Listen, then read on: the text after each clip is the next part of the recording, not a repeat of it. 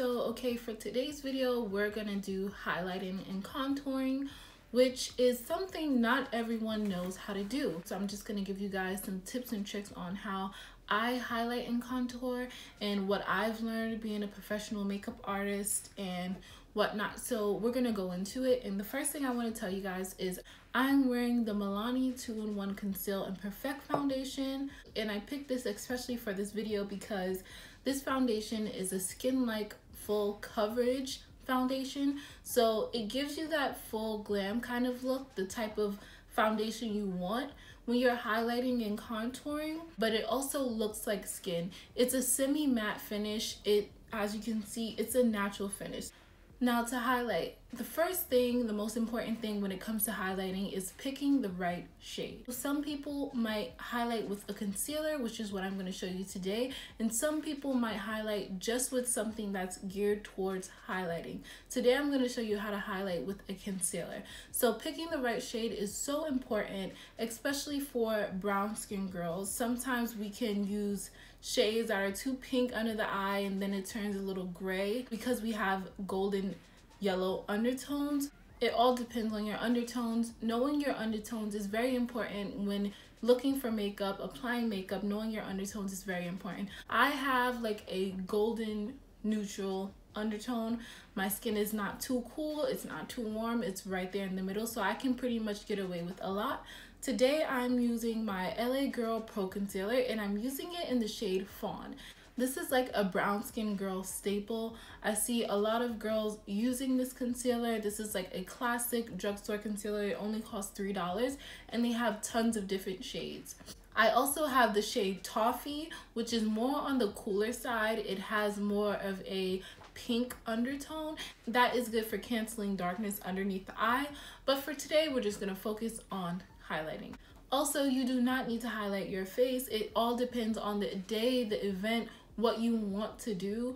I always highlight my face just because I have under eye bags and I have discoloration. So that's why I personally pretty much always highlight my under eye. The type of concealer you use is also going to depend on if you have under eye bags. If you really like this concealer, this is tried and true. Just because this concealer is a medium to full coverage concealer, you can build it up. There are some tips and tricks you can use to use it. I'm not going to take any product right underneath my eye where my creasing begins, just because I want the least amount of product there. I always like to take my concealer lower down here just because I have some discoloration around here, and around here my face seems to get really hollow and really dark just because I have a very slender face. Now if you want your face to seem bigger, you go out more this way. If you want your face to seem wider, if you have a very slender face. If you have a very round face, then you would want to bring it all the way down here and not take it out to the sides as much as I'm doing here. One thing that I also like to do is go really high up against my nose because this helps when I'm contouring my nose later on. This is pretty much how I conceal my under eye. You can conceal the center of your face. I do that mainly just to make everything balanced on my face.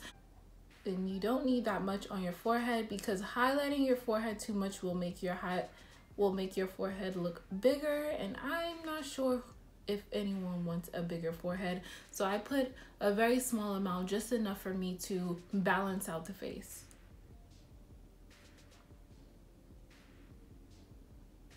You do not need this much concealer. On days where you just want to have a natural base, you can just put concealer in this little corner right here, but this video is not for that. This video is for a full coverage glam look. Now another tip that I want to tell you now that I look crazy is you can let your concealer sit for about a minute. That'll basically leave the concealer time to set, and then your concealer will change to more of a full coverage. I'm gonna go and blend out my concealer with this part of my beauty blender, a part that I have not used yet. Some people, I see them using the same part that they use for their foundation for their concealer. I don't like doing that just because I feel like it looks too blended and pretty much like I haven't done anything. So I'm gonna go in and blend out those areas.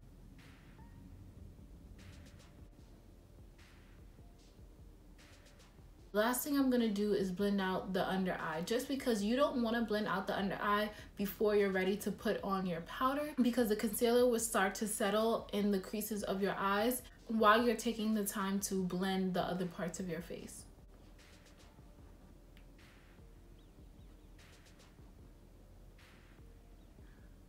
And I'm taking it all the way out here and up a little bit. This is just gonna widen my face a little more. And then the very last thing I'm gonna do is blend out right underneath the eye.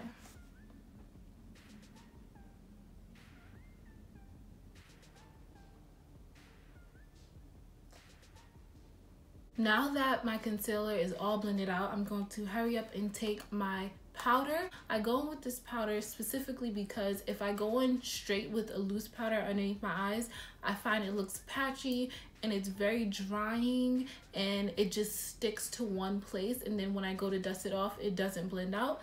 So I like to go in with a compact powder, a really smooth powder, and the powder that I like to do this with is from Kiko Milano. It's their matte fusion powder, and this one is in the shade 06. It looks pretty light, but it's not that light once you put it on. But yeah, I make sure my under eyes are blended out, and then you want to dip your beauty blender into this powder, get a lot off, and then press underneath.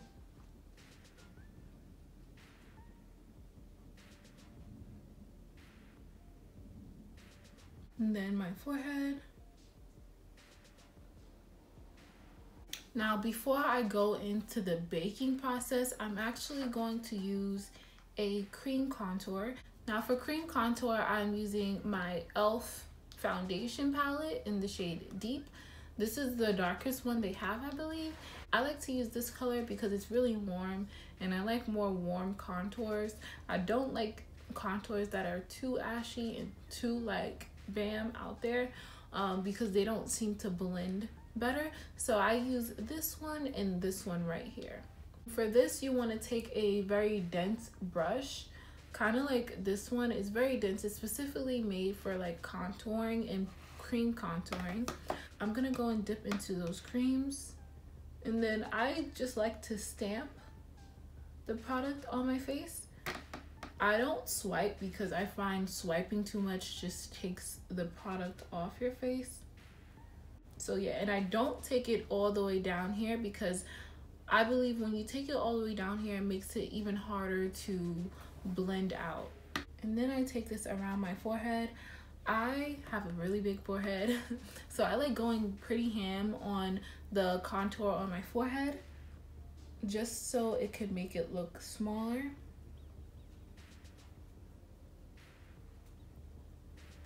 And then I'm gonna go in with the deepest shade in this palette and just put it right towards the ends. I'm not gonna take this down at all, and I'm not gonna put a lot of it just because, like I said, I don't want it to be too dark.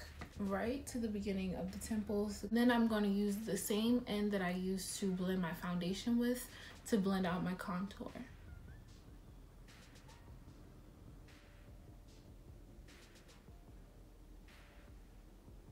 Now that that is all blended out, you can go ahead and bake. To bake, I'm using my Coty Airspun powder. I'm going to dip my sponge into the powder and then blow off the excess powder so there's not much powder under there. And then I'm gonna go right underneath my eyes. And this is gonna brighten that area up as well as set it so it lasts all day.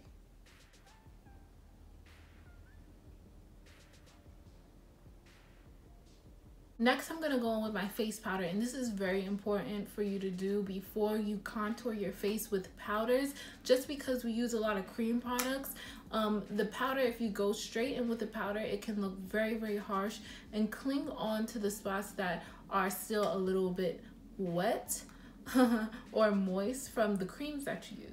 So this is my favorite powder to use, and this is my Wet n Wild Photo Focus powder in the shade Cocoa. It is very smooth. It doesn't add much coverage. It doesn't set much, but it does smooth out the face. So I'm just gonna go in and mainly focus this on the perimeter.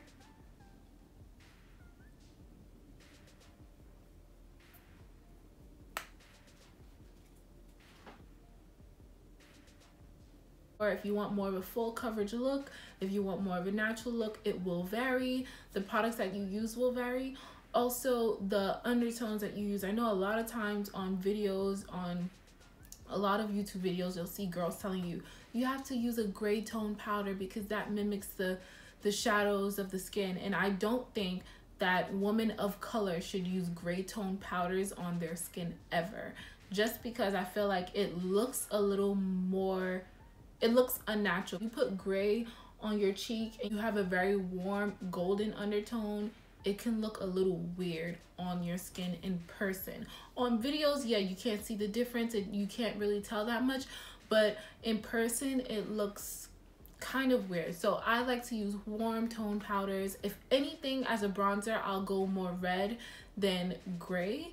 So yeah. For contour, I always use my Nika K Contour Duo. These I find at my local beauty supply store. You can find these also online if you just type in Nika K Contour Duo.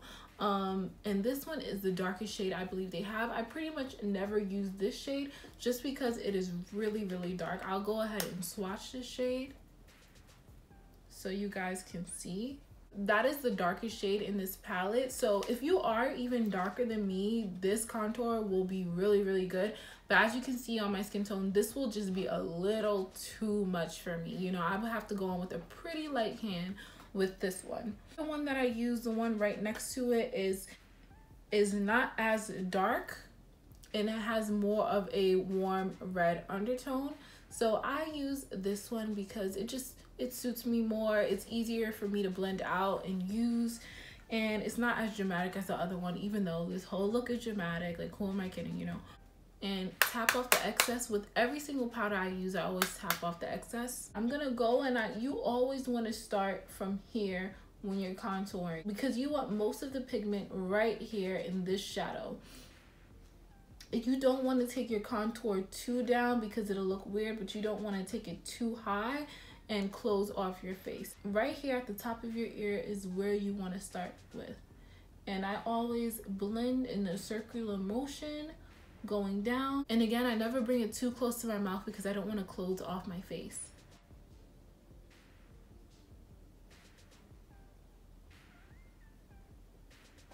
To wipe off my baking powder, this is the brush that I love to use. This is the e.l.f. blush brush, and it's nice and tapered, it's nice and soft, so it blends out and removes that powder very well, but it doesn't take off my foundation or my concealer or anything like that. And what I like to do is take a bit of my face powder, tap the excess off, and then go in and wipe off my bake.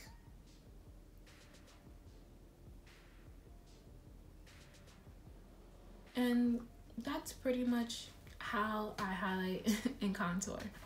I really hope this helped you guys learn a few things about highlighting and contouring. Thank you guys so much for watching till the end, and I'll see you guys in my next video.